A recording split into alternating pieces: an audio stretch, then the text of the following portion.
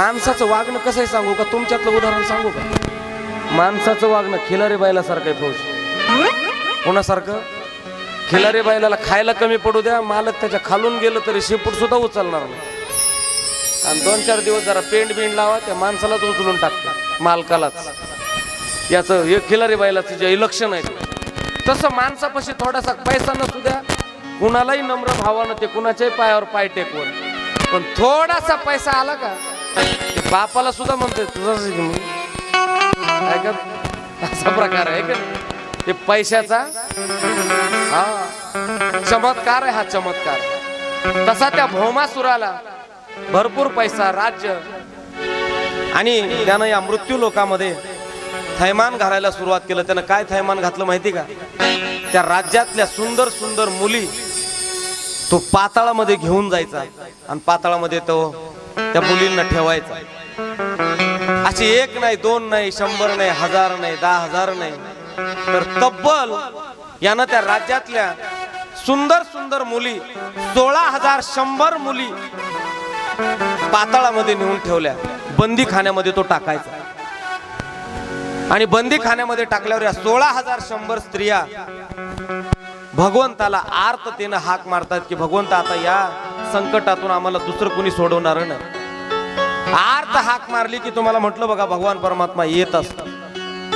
फक्त त्याला बोलवण्याकरता काय लागती? प्रेम लागतं. प्रेम.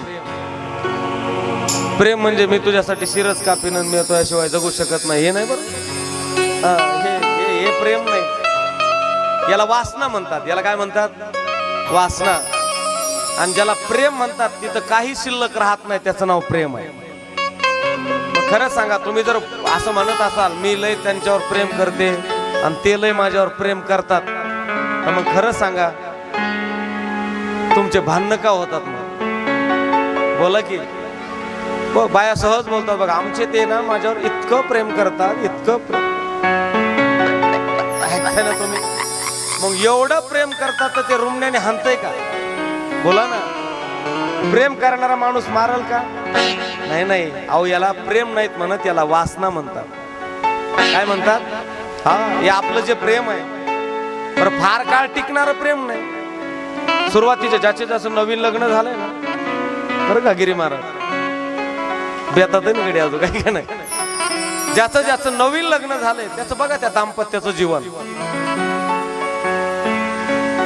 तो नवरा मुलगा जर शेतामध्ये गेला ना तर दिवसातून 4 वेळेस घरी येते. किती वेळेस? कधी? नवीन लग्न झाल्यावर 4 वेळेस घरी. त्या बायकोनं विचारावं कायला आले? काय नाही म्हणला, येटण विसरलं होतं. खरं सांगा, येटण विसरलंय का चक्रा मारताय? होय मेरा मामा. बोला ना. तिकडून तिकडं. बरं बरं बरं, धरा येटण, जा घेऊन देवा तिने येटण. पुन्हा शेतात गेलं की दुपारच्याला याला पुन्हा आठवण येते, प्रभू दादा याद याद याद बस याद रहे जात. आठवण आली की परत घरी येत. घरी आल्यावर बायकोने विचारा काय आलात? काही नाही म्हणलं, ते जोत घालायचं काय म्हणतात. बोला ना. हा, खिळा विसरल्या होत्या. खरंच विसरल्यात खिळा. बोला बोला. खिळी विसरली म्हणून कुठं घरी येते का? तिथंच एखाद्या झाडाची तोडून नाही का लावू शकत. पण घरी चक्रा मारते का? आकर्षण आहे, प्रेम नाही. बरं, प्रेम नाही, याला आकर्षण म्हणतात. आणि हे आकर्षण फार काळ टिकणार अजिबात नसतं. अहो, जी बायको सुरुवातीच्या काळात म्हणती का नाही, मेरे हात में तेरा हात हो और सारी जिंदगी तेरे साथ हो, असं म्हणणारी बायको नुसती बायकोच म्हणत नाही असे प्रमाण. तो मालक सुद्धा म्हणतो बाबा, हमें और जीने की चाहत न होती अगर तुम ना होते, अगर तुम ना होते. तू आहे तर मी असं म्हणणारा नवरा आणि माझ्या मालकाशिवाय कुणीच नाही असं म्हणणारी बायको शेवटच्या काळात नवरा कधी मरणार याची वाट पाहत असतात. मी म्हणत नाही, तुकाराम महाराजाचं प्रमाण आहे, बाईल म्हणे खर मरता तरी बरे आणि नासियले घर थुंकोनी. नवरा म्हातारा झाला की स्वतःची बायको प्रेम करणारी ती सुद्धा म्हणती की आमचं म्हातारं कुठं बी खोकत, बोला ना पुढं, आणि कुठं बी हा कधी मुडदा मरतय. कोण म्हणतंय बोला ना? बायको. बायको जी प्रेम करते आयुष्यभर. म्हणून याला प्रेम नाही म्हणता येत, याला आकर्षण म्हणतात. काय म्हणतात? आकर्षण. आणि हे आकर्षण फार काळ टिकणारं नसतं. जिथं काही शिल्लक राहत नाही त्याचं नाव प्रेम आहे. गवळणीच्या ठिकाणी काही शिल्लक राहिलं नाही. काल रास क्रीडेच्या वेळेस आल्या, काय म्हणल्या त्या? आमचा हाडा मासाचा पती आहे, तो कधी ना कधी जाणार आहे, पण तू आता आमच्या आत्म्याचा पती आहे. एकदा आत्म्याचा पती मिळाला की हाडा मात्याच्या पतीची आवश्यकता राहतच नाही. याचं नाव प्रेम आहे. आणि हे प्रेम खऱ्या अर्थानं भगवंतावर आपण केलं पाहिजे. केवढ्या आर्ततेनं या 16,100 स्त्रिया आता भगवंताला हाक मारू लागल्या. की जसं द्रौपदीनं हाक मारली ना, काय म्हणली द्रौपदी? भगवंता धाव, धाव रे केशवा माये बापा. त्यावेळेस भगवंतानं तिला काय पुरवल्या? साड्या पुरवल्या, वस्त्र पुरवले. पण हाक कशी मारली मामी? मोगम, अय देवा इन बाबा लय परेशान चालू. असं का? नाही नाही, तोंडाने बोलायची गोष्ट नाही ती, आत्म्यानं बोलायची गोष्ट. अंतकरणातून त्याला जर हाक मारली तर तो 100% तुमचं काम झाल्याशिवाय राहत नाही. तसं या 16,100 स्त्री आता भगवंताला आर्ततेनं हाक मारतायत. आणि भगवान परमात्मा त्या पाताळामध्ये कृष्ण कन्हैया जात आहेत. आता या 16,000 स्त्रियांची सुटका करायची, पण सुटका करणं एवढं सोपं नव्हतं. हे सुटका करायच्या अगोदर या भौमासुरासोबत युद्ध करावं लागत होतं. आणि या भौमासुरासोबत भगवान परमात्म्यानं युद्ध केलं. आणि त्या भौमासुराला युद्धामध्ये चितपात केलं. आणि त्याला हरवल्यावर आता भगवान परमात्मा या 16,000 स्त्रियांकडे जात आहेत. आणि त्या 16,000 स्त्रियांची आणि भगवंताची ज्यावेळेस भेट होतीये त्यावेळेस त्या 16,000 स्त्रियांच्या डोळ्यातलं पाणी आता गालावर येत आहे. आणि आर्ततेनं त्या भगवान परमात्म्याचं सगळ्यांनी दर्शन घेतलेलं आहे. आणि भगवान परमात्मा म्हणतायत आता तुमची मी सुटका केली, आता तुम्ही तुमच्या घरी बोला ना निघून जा. आता तुम्हाला इथं कुणी ठेवणार नाही, आता तुम्हाला कुणी अडवणार नाही, तुम्हाला एक शब्दही वाकडं बोलणार नाही. आता तुम्ही आनंदाने तुम्ही घरी जाऊ शकता. पण आता बारीक ऐका, या 16,100 स्त्रिया भगवंताला काय म्हटल्या माहितीये? देवा आता आमचा स्वीकार कोण करत? ऐकताय ना तुम्ही? आम्ही कित्येक दिवस झालं, आज यांनी आम्हाला त्याच्या बंदीखान्यामध्ये ठेवलं. देवा चांगल्या माणसाचा स्वीकार कोणी करत नाही, आमचा कोण स्वीकार करणार? आता तुलाच आमचा स्वीकार करावा लागेल. कारण ज्याचं कुणीच नसतं त्याचं कोण असतं? देव असतं. जिसका न कोई संगी साथी ईश्वर है रखवाला. जिसका न कोई संगी साथी ईश्वर है रखवाला. जिसका न कोई संगी साथी ईश्वर है रखवाला. जिसका न कोई संगी साथी ईश्वर है रखवाला.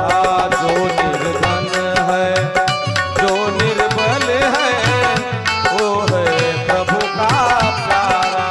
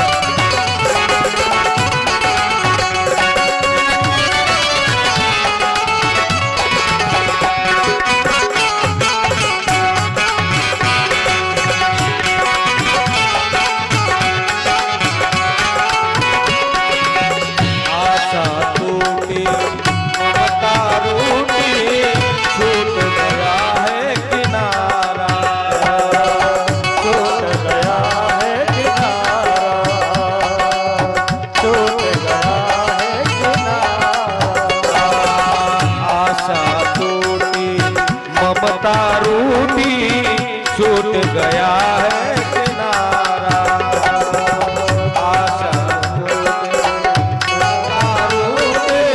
टूट गया है किनारा बंद करो मत द्वार दया का दे दो कुछ तो सहारा दीप दया का जलाते चलो दीप दया का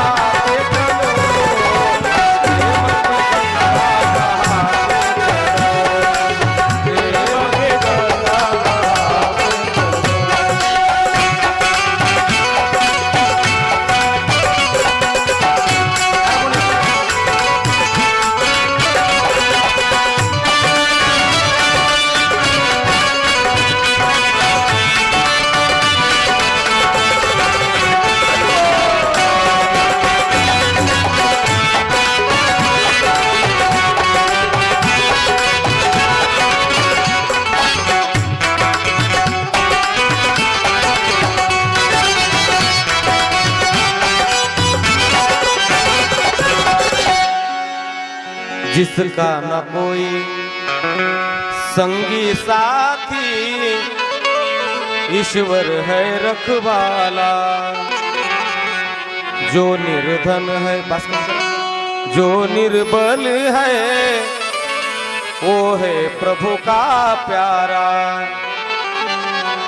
प्यार के मोती लुटाते चलो प्रेम की गंगा बहाते चलो ज्याचं कोणीच नाही त्याचं भगवान परमात्मा